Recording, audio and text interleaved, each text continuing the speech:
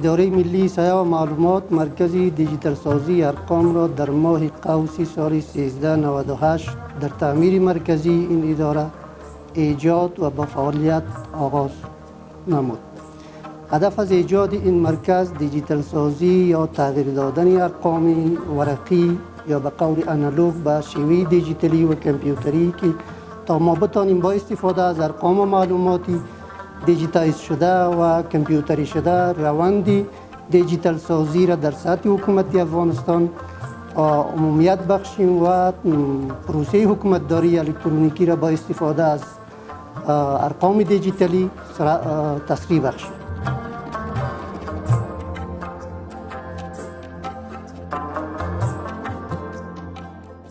ما روزانه 1300 ریکارد را باید سپری کنیم که در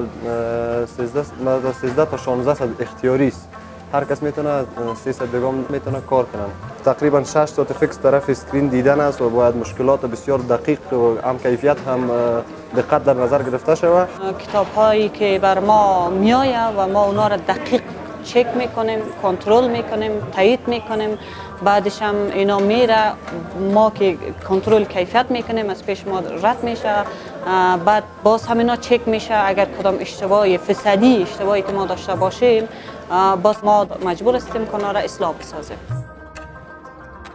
تا به حال حدود 25 میلیون معلومات شهروندان دیتا انتری صورت گرفته و در جریان از این فعالیت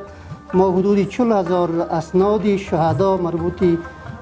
قوای مسلح را هم به شکل دیجیتالی کردیم و به وزارت مربوطهش در اختیارش قرار دادیم تا با استفاده از این دیتای دیجیتالی روند پرداخت